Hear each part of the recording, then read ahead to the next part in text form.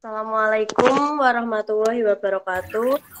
Waalaikumsalam warahmatullahi Waalaikumsalam. wabarakatuh.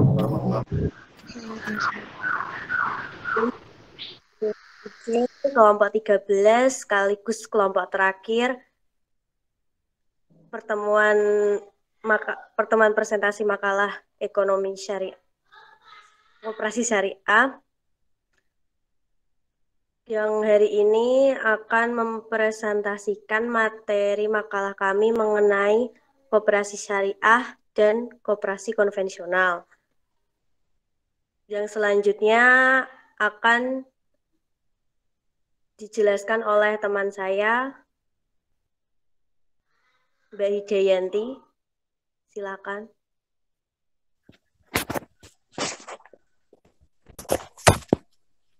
Yang pertama mengenai pengertian koperasi syariah. Di sini dijelaskan oleh beberapa ahli. Yang pertama dijelaskan oleh Ahmad Ibham tentang koperasi syariah, yaitu usaha koperasi yang meliputi semua kegiatan usaha yang baik, halal, bermanfaat, konsisten bagi hasil, dan tidak mengandung riba. Yang kedua dijelaskan oleh Sumitra bahwa koperasi syariah merupakan suatu lembaga keuangan mikro yang dioperasikan dengan bagi hasil guna menumbuh kembangkan usaha mikro dan kecil anggotanya sehingga mampu mengangkat derajat dan martabat serta membela kepentingan kaum fakir miskin. Yang ketiga dijelaskan oleh Nur S. Bukhari, koperasi yaitu jenis koperasi yang mensejahterakan ekonomi para anggotanya sesuai norma dan moral Islam dan berguna untuk menciptakan persaudaraan dan keadilannya sesuai dengan prinsip-prinsip Islam.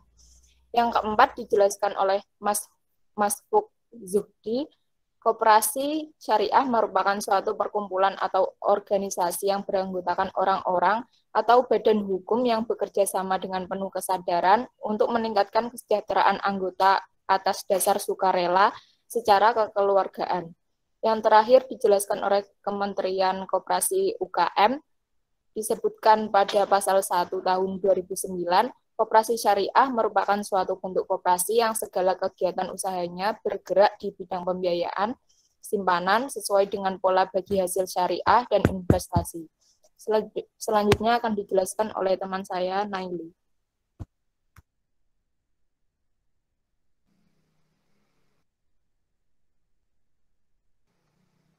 Mungkin untuk selanjutnya, untuk pengertian koperasi konvensional akan saya jelaskan, yaitu berdasarkan Undang-Undang Nomor 17 Tahun 2012 tentang perkoperasian. Koperasi merupakan suatu badan hukum yang didirikan oleh orang perseorangan atau badan hukum koperasi dengan pemisahan kekayaan para anggotanya sebagai modal untuk menjalankan usaha yang memenuhi aspirasi dan kebutuhan bersama di bidang ekonomi, sosial, dan budaya sesuai dengan nilai prinsip koperasi. Adapun menurut RS Suratmaja, sebagaimana yang dikutip dalam Hydrojogi tahun 2007, koperasi adalah suatu perkumpulan dari orang-orang yang atas dasar persamaan derajat sebagai manusia, dengan tidak memandang haluan agama dan politik secara sukarela masuk untuk sekedar memenuhi kebutuhan bersama yang bersifat kebendaan atas tanggungan bersama. Jadi dapat disimpulkan bahwa koperasi merupakan organisasi bisnis yang dimiliki dan dioperasikan oleh seseorang atau orang demi kepentingan bersama. Koperasi melandaskan kegiatan berdasarkan prinsip gerakan ekonomi rakyat yang berdasarkan asas kekeluargaan. Koperasi merupakan organisasi swasta yang dibentuk secara sukarela oleh orang-orang yang mempunyai persamaan kepentingan dengan maksud mengurusi kepentingan para anggotanya serta menciptakan keuntungan timbal balik bagi anggota koperasi maupun perusahaan koperasi. Untuk tujuan koperasi akan dijelaskan oleh Mbak Naili.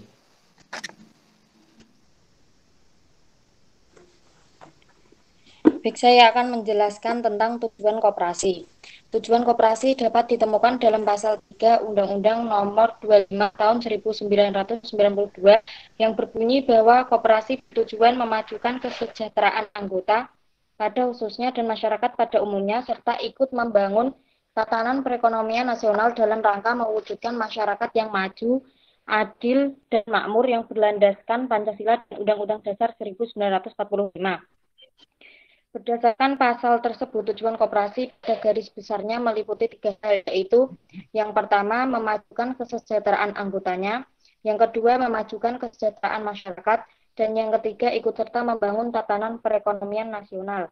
Materi selanjutnya tentang prinsip-prinsip koperasi akan dijelaskan oleh Rifka.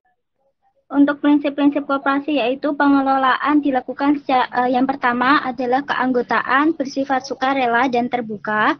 Yang kedua, pengelolaan dilakukan secara demokratis.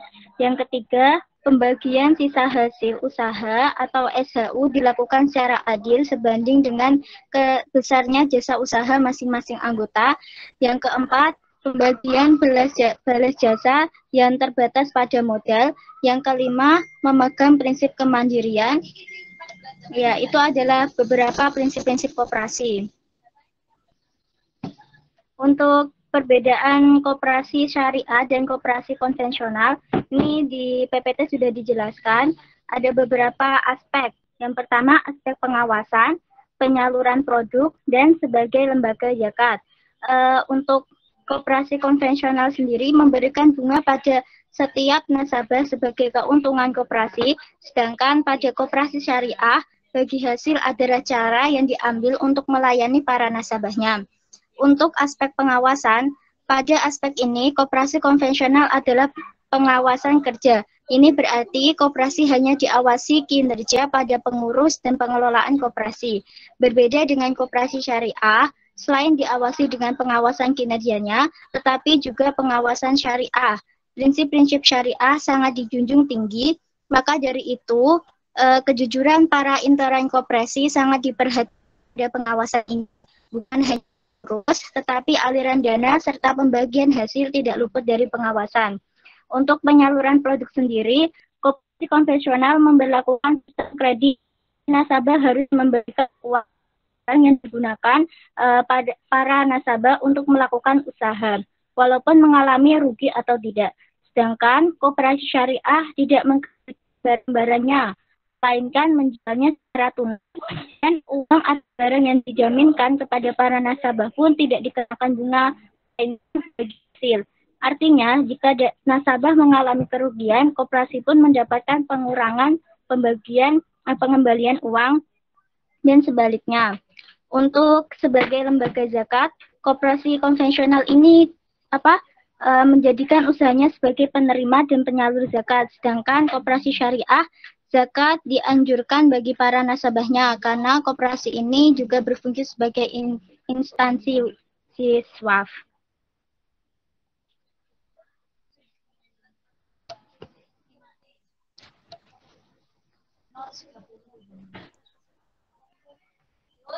Ya, itu materi dari kelompok kami, kurang lebihnya mohon maaf.